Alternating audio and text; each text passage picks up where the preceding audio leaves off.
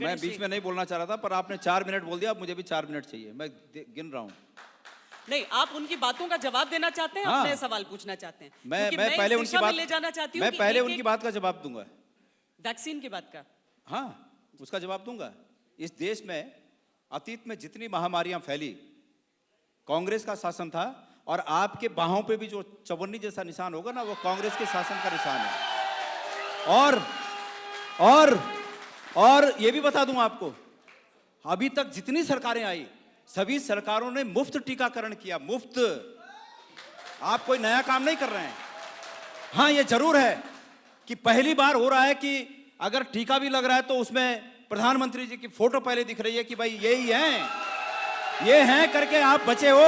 ये नहीं रहेंगे तो ये जबरदस्ती किसी के मनस में बिठाया जा रहा है कि ये हैं करके ये टीका आया। और टीका कहां बना? कांग्रेस के द्वारा निर्मित प्रयोगशालाओं में टीका बना है।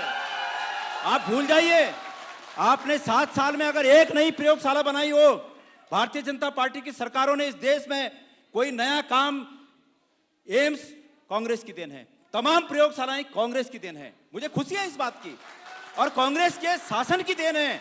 लेकिन उससे बढ़कर यह बात है कि वो हिंदुस्तान की देन है, भारत की देन है। मुझे इस बात पर फक्र है। आप इसको किसी एक व्यक्ति का श्रेय मान रहे हैं कि उस व्यक्ति का श्रेय है। माननीय कौशिक जी, ये हमारी बाहों पर बने ये चवन्नी जैसे निशान, ये दर्शाते हैं कि अतीत में भी ऐसी बीमारियां आई और उस समय की सरकारों ने बिना प्रचार के मुफ्त में पूरे देश के लोगों का टीकाकरण किया। अब आप विकास की बात कर रहे हैं, आप बड़े जोर शोर से कहते हैं कि ऋषिकेश से और कर्णप्रयाग की रेल लाइन हमारी उपलब्धि है। आपकी खाक उपलब्धि है, आप दूसरे के कामों पर कब्जा करने की कोशिश कर रहे हैं। आपको याद दिला दूं, और यह कोशिश नहीं होनी चाहिए। हम इस कोशिश का पुरजोर विरोध करेंगे। आप विकास करिए, वो विकास कार्यों के नाम लीजिए, हमें खुशी होगी। लेकिन Rishikesh Karnaprayag rail line, Antony ji ने उसका शिलान्यास किया, यूपीए 2 की सरकार में उसके लिए बजट पारित हुआ, काम चालू हुआ। अब आपके समय में वो पूरा हो, अच्छी बात है, लेकिन दूसरे के कामों पर श्रेय मत लीजिए। केदारनाथ का पुनर्निर्माण, मैं केदारनाथ का अध्यक्ष था, श्वेता जी, मैं अध्यक्ष था वहां, और प्रत्यक्षदर्शी हूं वहां का। और भगवान केदारनाथ की कसम खा के कह सकता हूं, वहां जितना पुनर्निर्माण हुआ, हरीश रावत जी मुख्यमंत्री थे, उनके कार्यकाल में हुआ। और आप लोगों ने पूरे देश को बताना चाहता हूं, मैं धन्यवाद देना चाहूंगा कि इस राष्ट्रीय चैनल ने मुझे यहां पर आने का मौका दिया।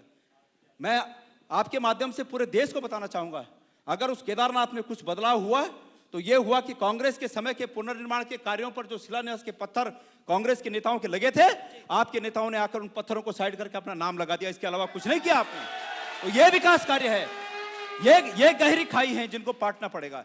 आपको इसके लिए जवाबदेह ठहराया जाएगा और इस प्रदेश की जनता आपको जवाबदेह ठहराएगी। अब आप प्रश्न करिए। गणेश जी ने जो बातें कही हैं, मदन जी, उन्हीं का जवाब दे दूं? नहीं, उनका जवाब तो आप देंगे। उनका अगर जवाब पूरा देने लगे तो मुझे यहाँ वाली जगह छोड़नी पड़ेगी उनके लिए। लेकिन उनके आरोप हैं, उसका आप जवाब दीजिए कि क्या आप दूसरों के कामकाज का श्रेय लेते हैं, क्योंकि वहां यूपी में समाजवादी पार्टी कहती है, यहाँ पर कांग्रेस पार्टी कह रही है। लेकिन साथ में मुझे ये तो बताइए कि बीजेपी का चेहरा कौन है इस बार? देखिए, बीजेपी का चेहरा पूरे देश के अंदर है कमल का फूल। कमल का फूल, कमल का फूल बीजेपी का चेहरा होता है। क्या कहा? अरे भाई सुनने दो, क्या कहा उन्होंने? कमल का फूल। लेकिन मैं गोदियाल भाई से एक बात जरूर कहना चाहूंगा, केदारनाथ का अभी फर्स्ट फेज का काम पूरा हुआ है, सेकंड फेज का भी शुरू होने वाला है। फर्स्ट फेज का काम होने में 5 वर्ष समय लगे हैं। गोदियाल भाई जी को तो यह भी नहीं पता फर्स्ट फेज में कितना पैसा खर्च किया हम लोगों ने, यह भी नहीं जानकारी अभी आपको। ये भी आप मुझे नहीं पता, आप बता दो। आप बता दो। आप नहीं बता सकते। आप दे दो आंकड़े, कितने खर्च किए आपने? हम लोगों ने प्रधानमंत्री नरेंद्र मोदी जी के नेतृत्व में राज्य सरकार से तो हमने जो दिया, हमने देश के जो अन्य लोग हैं CSR में उस पैसे को लेकर केदारनाथ में जो काम हुए उनके द्वारा हुए हैं। और आप ये मानकर चलिए गोदियाल भाई, हमने कभी नहीं कहा कि आपकी लैब में कोरोना का टीका बना, वो आपकी लैब थी। हमने कहा होगी, आपने बनाई होगी, अभी भी कह रहा हूं। लेकिन कोरोना का टीका बनने के बाद यदि आपके नेता ये ना कहते कि ये मोदी का टीका है, आपके नेता उस पर उंगली ना उठाते, तो शायद देश पर आपको विश्वास कर लेता। किसी ने नहीं कहा, किसी ने नहीं कहा ये देश का टीका है, मोदी का टीका नहीं है, ये देश का टीका है। ये जबरदस्ती मोदी का नाम मत लाइए, मोदी जी का नाम जहां है वहां रहने दीजिए। मोदी जी का टीका नहीं है, देश का आपने टीका है। दूसरी बात कही गोदियाल भाई, आपने एक बात और कही कि देश का प्रधानमंत्री खड़े होकर जब जनता में संदेश देता है, क्या देश का प्रधानमंत्री आपका प्रधानमंत्री नहीं है? क्या मोदी जी भारत के 130 करोड़ लोगों के प्रधानमंत्री नहीं है? पहले भी थे, यदि वो भारत के इंदिरा जी 130 भी करोड़ थी, लोगों के प्रधानमंत्री इंदिरा जी भी हैं, थी, नेहरू जी भी आपको थे, परेशानी नहीं इंदिरा होगी। जी और नेहरू जी भी थे, मैं आपके बीच में नहीं बोला, और उस समय भी टीकाकरण हुआ। आप मेरी पूरी सुन लीजिए। उस समय भी हुआ, नेहरू जी भी थे प्रधानमंत्री, आप मेरी इंदिरा जी बात भी नहीं थी, सुनेंगे। उस समय भी टीकाकरण। फिर मैं बीच में बोलूंगा, आपने मैं खुद नहीं कहा बोला था आपके बीच में नहीं बोलना है। बोलिए, कंप्लीट कीजिए। देखिए, कांग्रेस की नारा नहीं लगाने है। से कोई फायदा नहीं होगा, कोई बोल नहीं पाएगा।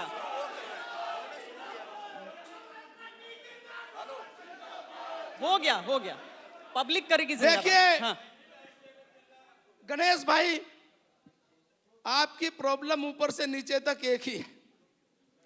इस प्रॉब्लम का समाधान मेरे पास तो नहीं है कि आप आज भी ये विश्वास नहीं कर रहे हैं कि आप भारत की सत्ता से बाहर हो गए हो। देश के प्रधानमंत्री नरेंद्र मोदी हैं। आज आप भी अगर नरेंद्र मोदी दुनिया के किसी देश में जाते हैं और मोदी जी का भव्य स्वागत होता है, आप उसको भारत का स्वागत नहीं मानते, आप मोदी जी से व्यक्तिगत स्वागत मानकर और ऐसा व्यवहार करते हो। मदन जी, अगर देश के प्रधानमंत्री कोरोना का टीका का संदेश स्वयं लगवा कर देते हैं कि ऐसे लगवाना है, सबको इकट्ठे होकर आओ, आप उसको स्वीकार नहीं करते, ये आपकी प्रॉब्लम है, इसको दूर करिए।